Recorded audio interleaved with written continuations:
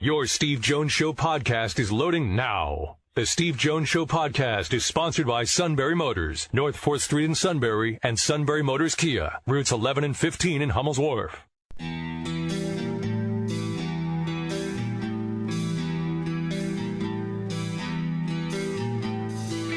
Sports talk where your voice counts. This is the Steve Jones Show on News Radio 1070 WKOK.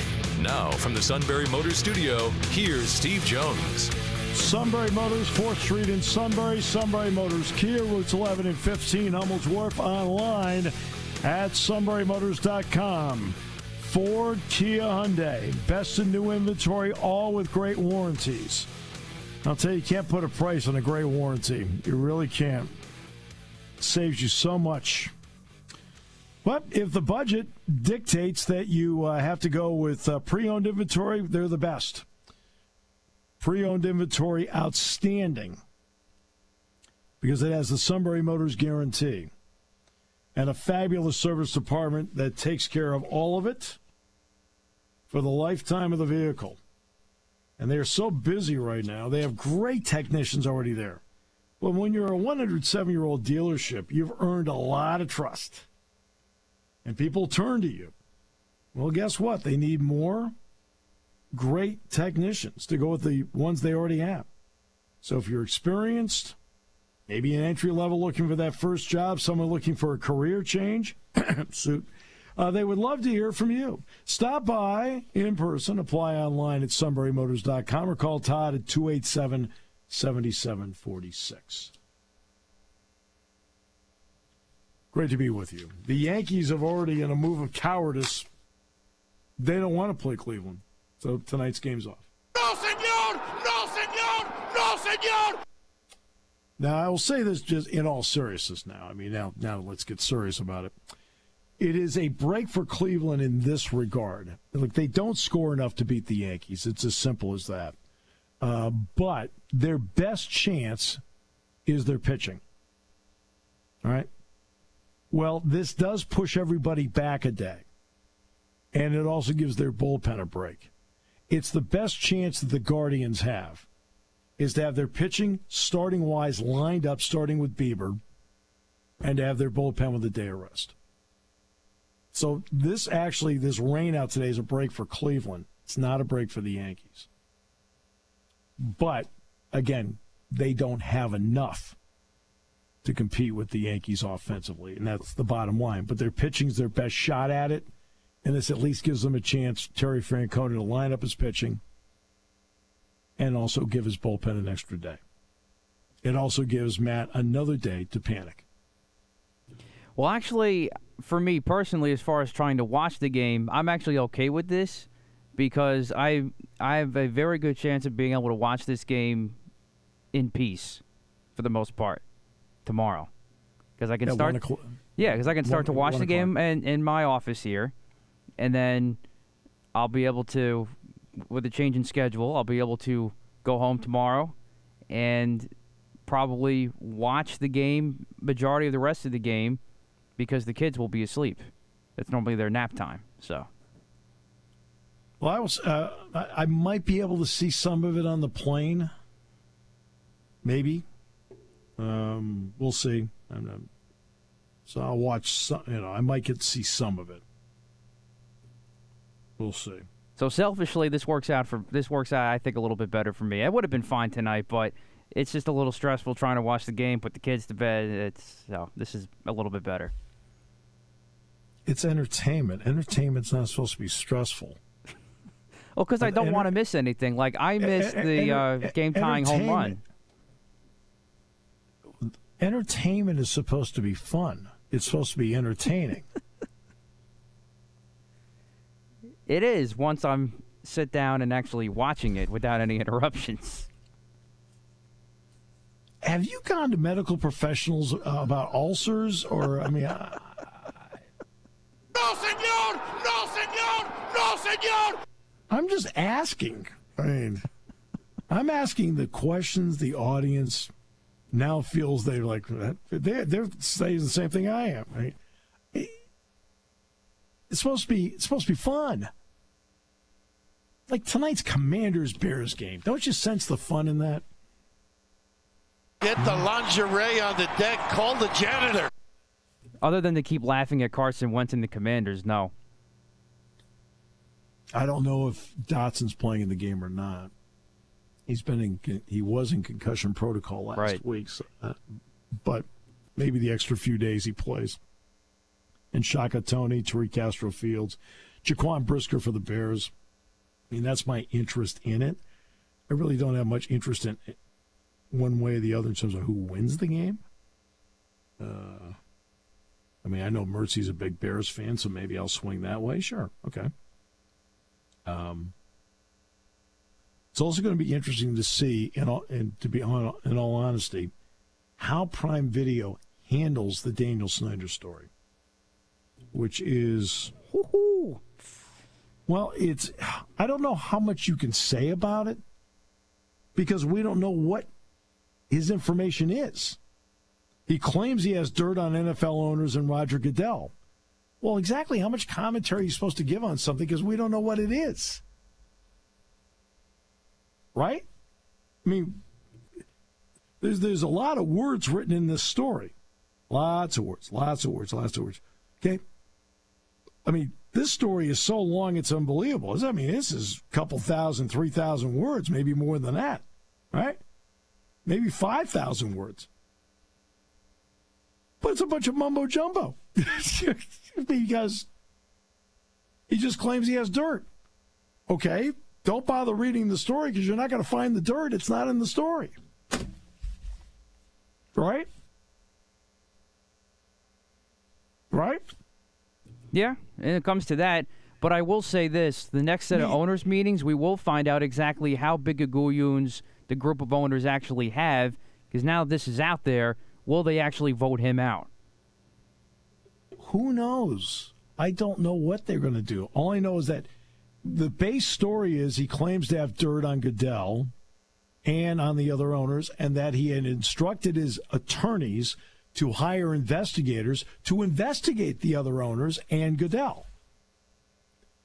After that, there isn't much more about the story to talk about because we don't know what they uncovered. Right? Because now that's actually, okay, what'd you uncover? Well, I can't say. Okay. Because everything else is more of a history lesson of how we got here. Right? I mean, that's what it is. Absolutely. It's more, I mean, it's about, how Jerry Jones has protected him. Now he might not be protected by Jones. About everything that's happened within the organization, about the people that were fired, the accusations against Snyder, the congressional hearings. I mean, these are all things that everybody already knows about anyway. Just in greater detail. Right, but there's nothing in here that's new. They hired Beth Wilkinson to be, to investigate claims of a toxic work environment in July 20. We already knew that. There's nothing in here that you read. It's like, after a while, I'm like, I'm not going to waste my time reading this. The reason I didn't want to waste my time reading it is, okay, I've got dirt on the other NFL owners and Goodell. Okay, what is it? Can't say. Okay, well, I'm done reading. When you can say, I'll read it. Right? Now, whether this is enough to keep them to back off the NFL owners and Goodell from throwing him out when you're backed in a corner like this, right? That's what this comes down to, right? Yep, exactly right. The question will be how Prime Video handles this tonight. And then, how will CBS's NFL Today handle it? How will Fox handle it?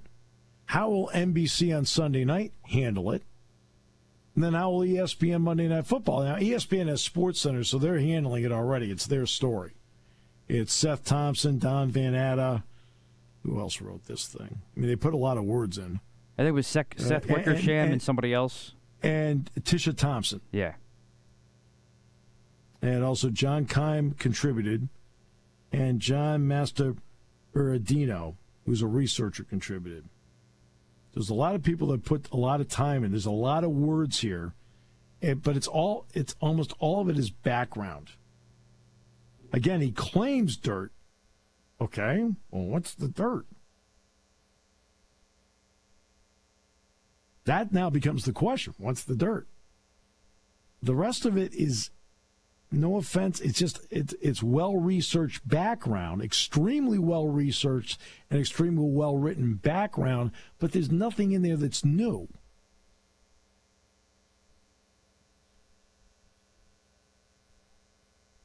And the only part that's new is he claims he has dirt. Now I want to know, what's the dirt? Michael Barkann today at 3:30. Jerry Dulac at 4:06. King, final half hour. Okay? So that's today's show. That's how it all lines up. But it's just going to be interesting to see. And I don't want to really hear, this is what I don't want to hear. I don't want to hear media critics tomorrow if Prime Video doesn't, quote, do enough on the story. Well, they kind of, but what's the story? After you say he's got dirt, you have to ask, what's the dirt? Well, nobody knows what it is. Well, either way, I'll guarantee you somebody's going to have some sort of criticism, especially for the studio hosts, because they took a lot of heat for the Tua situation. So now that this is out there, I guarantee you there'll be lots of eyeballs on that. But again, the Tua situation, we don't know. What did the doctor find? Right. We don't know that. Oh, yeah, I'm not saying it's right or wrong. I'm just saying it's going to be out there. When you're sitting there and you don't know and you're only making guesses, I'm sorry. That becomes to me unfair commentary, because you'd like to have facts to base your opinions on. And it's your observation. Okay. He's wobbling around and so forth. Okay. I mean, is it an educated guess? Yeah, it's an educated guess, but it's still a guess because you don't know. So I'd like to know what they found out. What did the doctors say? Why did they come to that conclusion? And that still hasn't come out. I thought they were going to have a report on that last week. Where's that report? It was just that little tidbit that came out, midway through, late last week, whatever it was. And then then a little bit portion this week. He's throwing, but that's it. He's not playing this week. Right. I mean, I can't sit there and be critical of people who have as much information as we do. I don't know. I mean, and going back to Allen and Kirk when that first happened, we played the audio. I thought they did as good a job as they could have at that time. They even cited their Amazon neurologist or whatever it was. Yes, I totally agree with you. And it was unfair criticism of the two of them, because I thought they did the best they could with what they had, and they brought the neurologist on to talk about it. Okay. Because we don't know what was said and why he was allowed to play. And if you're Mike McDaniel, I can tell you, he probably looked at the doctor and said, okay, is he good to go or not? Yeah, he's good. Okay, well, if they tell him he's good, what's he supposed to say? He's not a medical professional. Well, he shouldn't have put him back in. If I'm the coach and I'm told he's good to go, I'm looking around saying, okay, like, he's a medical professional and you're a sports writer who has no medical background. I don't know. Which one do I trust? I don't know. Okay? If I'm told by the medical professional he's good, I'm like going, okay, well, you know more than I do. All right. So I want to know what the medical staff told them and why. And why is it after a couple of weeks we still don't know? Now, that's the part that becomes a little disconcerting. Come on. Be transparent. What's going on here? That's, I think, the part that I'd be critical of. Come on, it's been 2 weeks. You do have all the information now. Let's go. What's the deal? Right? And the Dolphins team doctor never was fired. Right. Again, what did they find? Okay? I don't know. I'd have a better commentary of it if I actually had findings to tell me what it is. or not. Right now, there's a lot of guessing. Same thing with the Snyder story. What's the key right now with the Snyder story? Sources claim he has dirt on other owners, and that he tells people that he has dirt on the other owners in Goodell. Okay. Interesting headline. I'm sitting here, okay, what? Hey, I know you're aching to know. Matt will have a field day when this stuff comes out. This is the kind of stuff he thrives on. He thrives on the dirt. I tweeted this out as soon as that story came out. Get him out now. Yeah. That's all. See? Look at Matt. It doesn't take long for the Catrillo guillotine to come out. In fact, the guillotine's been out on him for a while now. Based on your last name, we're going to call it the Catrillo guillotine. All right. I like it. All right, back with more in a moment. Great to have you with us today. Brought to you by Sunbury Motors on News Radio 1070 WKOK. Tyler Warren didn't get to play against Northwestern. We've saw him in the practice field the last couple of weeks. Is he going to be able to go Saturday? Yeah, again, as you guys know, and I know for 9 years you keep asking me questions about injuries, and I know you're somewhat new.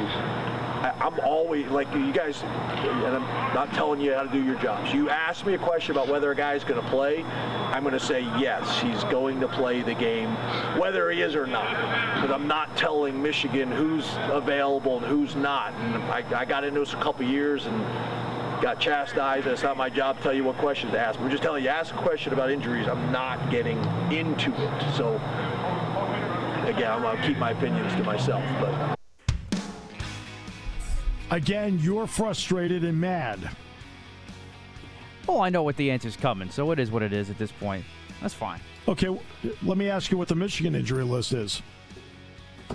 Yeah, well, I don't know either. Oh, you don't? Oh, you mean they don't give it out either? No, I know. It is what it is. So what are you mad at him for? I'm not mad. I understand. I mean, I know what it is, but but that's my business. Exactly. That's the advantage you get. Well, the rest we have to wait and find out. That's fine. I mean, when they kick off, you'll know. Exactly. The one I'm not sure about is Roman Wilson. He was in concussion protocol at Michigan. The wide receiver, he's the one I'm not sure about. Everybody else on Michigan, I have a pretty good handle on who's playing and not playing. Wilson's the only one I'm not sure about.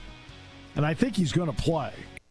Taking your calls at 800-795-9565. This is the Steve Jones Show on News Radio 1070 WKOK. Now from the Sunbury Motors Studio, here's Steve Jones.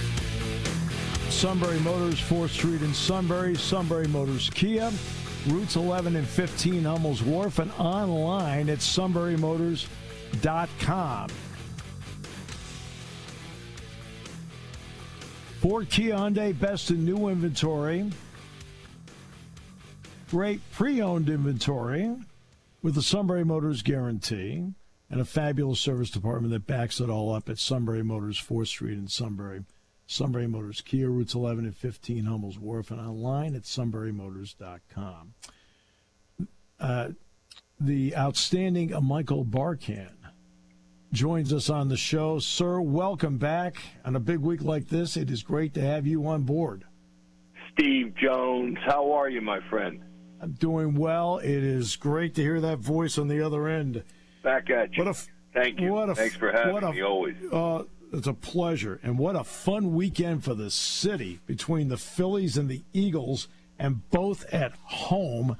What is the mood in the city right now, knowing that this weekend is upon us? The mood is amazing, as you might imagine. I would not quite say it was like 2009. You may recall that the Phillies played the Yankees in the World Series, and the Eagles played the Giants. One of the games was nighttime, and one of the games was daytime. They were both home games, and it was electric. I wouldn't quite say it's like that, but it's up there. I'll tell you, it's up there. You got the Phillies hoping to take a 2-1 lead over Atlanta, the defending world champions, and of course it's Dallas week with regard to the Eagles, and they're hoping for a 6-0 start going into the bye. Would that be amazing or what? Absolutely, and I will start with the baseball part because of the chronological order of it, Sure. and also the fact that it's a playoff. They split in Atlanta.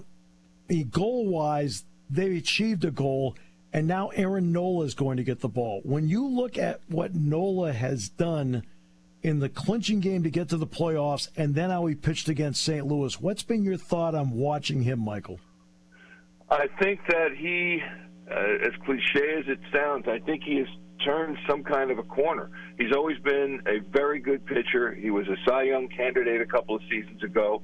He has faded from view in recent years in the month of September, and he really got it back going this September, and in particular into October. And they really, as it turns out, they really needed that win that Monday night at Houston. You'll recall that was a rescheduled series. It was supposed to start the season, but because of the lockout, they pushed it to the end of the season.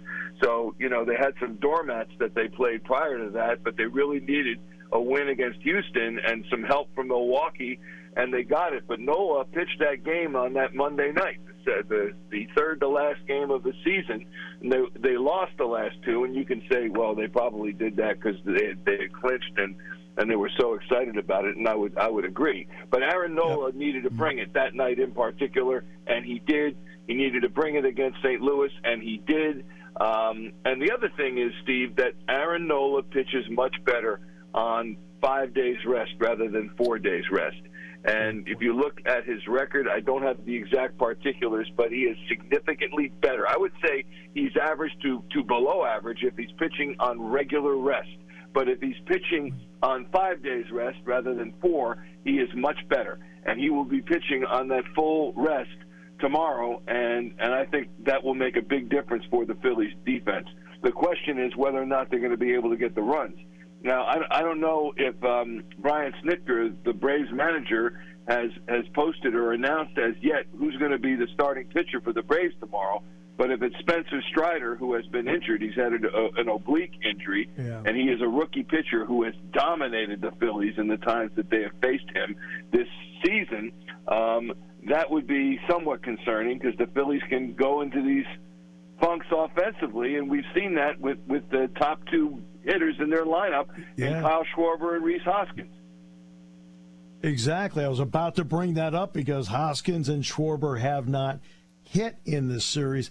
What about the familiarity of it? Because it turns out that 3 of the 4 series are teams in the division. The only one is the Yankees and Guardians, where it's different divisions. So these guys have played each other 21 times already now in this. What has the familiarity meant on both sides, in your opinion, Michael? I think the familiarity is significant. It's not everything, but it's significant. The Phillies were 8-11 in the regular season against the Braves. They went down there for that last series, and unfortunately they dropped a couple of the games. Otherwise, the Phillies could have come away with winning the season series, but no matter now. I think that it comes down to pitching, and you can be as familiar as you like with the opposition, but if you can't hit the pitching, which was the case last night, unfortunately, for the Phillies, and Zach Wheeler had the same thing going on into the 6th inning. He was perfect through 3 innings, for goodness sakes. And in the 6th inning, he puts 2 guys on, he hits a batter, he walks a guy, and then that last play. This is all with 2 outs, Steve, and then Matt Olson comes up and ground ball to Rhys Hoskins at first base. And I hate saying this about a player, I really do, but he has butchered the position since 2019 when he moved there from left field, and he'll get you 30 home runs. He'll get you the 90 or so runs batted in. That's all well and good, but he's cost them games at first base, and it happened last night. We don't know that they would have won had he made that play, but we do know that there would have been no runs scored in the bottom of the 6th inning by the Atlanta Braves. So it's a frustration, certainly, with many, many Phillies fans. And I don't know what the answer is, but he said after the game that he misjudged the speed of the ball coming off the bat, which is why he hit the dirt so quickly, and the ball played him. So you can't have it, though. And then they get 2 more runs after that, and in a playoff situation against the world champs, that's more than enough. Yeah, no question. In fact, people know that listen to the show on a regular basis. I've said 1,000 times on the show. You'd be surprised what a good defensive first baseman means to the entire infield. And that's why when I look, for example, the value of an Anthony Rizzo to the Yankees, Rizzo makes that play last night. Yeah, I mean, absolutely. And I would say the overwhelming majority of Major League first basemen make that play. Yeah. They called it a hit. To me, it's an error, period, end of story. Yeah, no, I'm with you. I mean, I think you're absolutely right, Michael, about that. So now you got to put that behind you. You got to take care of business in this, and it does come down to the offense. We know the Braves have really terrific pitching. A lot of the same parts are there from last year's World Championship team. What's missing, though, offensively right now for the Phillies from what they've been saying? As I mentioned before, what's missing offensively is the leadoff man, Kyle Schwarber, and the number 2 guy, Rhys Hoskins, failing to hit. And Schwarber has set a club record now, an ignominious club record. He has started the postseason 0 for 16, and that record was set back in 1915. And the Phillies were in the World Series that year. Of course, it was a completely different playoff setup. You just went right to the World Series if you won your league. And he started out, what the heck was the guy's name? Bert Nitbauer. He started out 0 for 12, and so now Schwarber's got that beat. And Hoskins has just one hit, and that was 2 nights ago. And when you have your first 2 guys who are supposed to be your table setters failing to do that, then all of a sudden your leadoff man becomes, in effect, JT Realmuto with Bryce Harper batting second. And I asked the postgame show last night, I asked Ricky Vitalico and Ben Davis and Ruben Amaro Jr., former major leaguers all, I said, would you rearrange the lineup? And Ricky said absolutely not. Ben said yes, and Ruben said, I hear what you're saying, and I would consider it, but probably not. So you've got a variety of opinions. But I think at this point, if they're failing to hit to that degree, I mean, it's a club record. You have to do something. You have to do something. Yeah. And I might shuffle that lineup just a little bit and move Schwarber and Hoskins further down. I agree, and I agree with your point. I would too, and it's not a panic move. It's just a common sense move because, remember, this record was set when Babe Ruth was pitching for the Red Sox. Okay, right. That's exactly right. Just so you George know, Herman was pitching at Fenway. Yeah, that's when the record was set, when Ruth was a pitcher. Okay. So which then brings up Robbie. He's got the 2-year contract now. I got it. How do you think he has handled the stretch run and the first 2 games of the series at the helm of all this? I think he's handled it pretty well. There are always moves that can be questioned all the time, and you never realize how quickly baseball moves along until you start taking notes on every single pitch and on every single play. And when you realize what the possibilities could be on any particular play. And so I think Rob Thompson has handled the lineup up till now, the pitching staff up till now, the bullpen up till now. I think he's handled it pretty darn good, and we'll see how he does it going forward. I may have told you this before, but the Phillies' former Hall of Fame general manager, Pat Gillick, used to say, I think during the course of a 162-game season that a manager really makes a difference in about 10 games the whole season. Now, I don't know, with all due respect to Pat, I don't know if I agree with that. I think the manager is responsible for way more than that in his impression on a team and stewardship of a team. But the fact is, if the players aren't hitting, if they're not fielding, then you can't blame that on the manager. What you can blame the manager for is he bringing the right guys in to face the right batters? Does he have the lineup in the right order? And I think so far he has. The question is, what's he going to do with regard to Schwarber and Hoskins at leadoff and batting second? And I think probably nothing. And remember, the devil you know is better than the devil you'll meet. And right now, the devil they know is 1 for 34 between those 2 guys, and that's terrible. Yeah. But you don't want the whole team to stop hitting. And Bone's been hitting, and Harper's batting like .573 in the postseason. Castellanos had himself a heck of a game 1. He didn't have a hit last night. Segura has been really solid. So I don't know. And by the way, I might put Segura at leadoff if I was going to make that move, or Stott. But I don't know that you mix it up right now, because the vibe in baseball, as you know, Steve, is an important thing. And while they're not hitting, you don't want to send a message that I have no faith in this lineup the way it is, and I'm just going to blow it up and make some adjustments, because they have to be pretty significant, I would think. Yeah. I've got to now ask you about the Cowboys-Eagles. Eagles are 5-0 to this point. All right. Is this a matter of natural growth by the Eagles that started last year, or are there a couple of things that are a little bit different about this team? Obviously, Brown's a big addition, but I mean, that a little bit different about the dynamics of this team that you're seeing that maybe you hadn't seen before.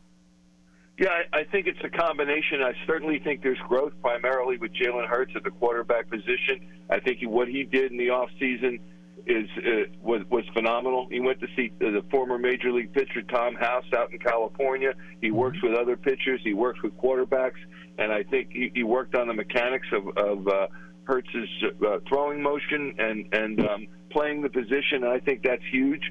And we're so, as you know, Steve, we're so impatient in our sports scene in general, and certainly in Philadelphia, to want guys to come to fruition and blossom immediately. And it just doesn't happen. It doesn't happen in life, and it doesn't happen in sports.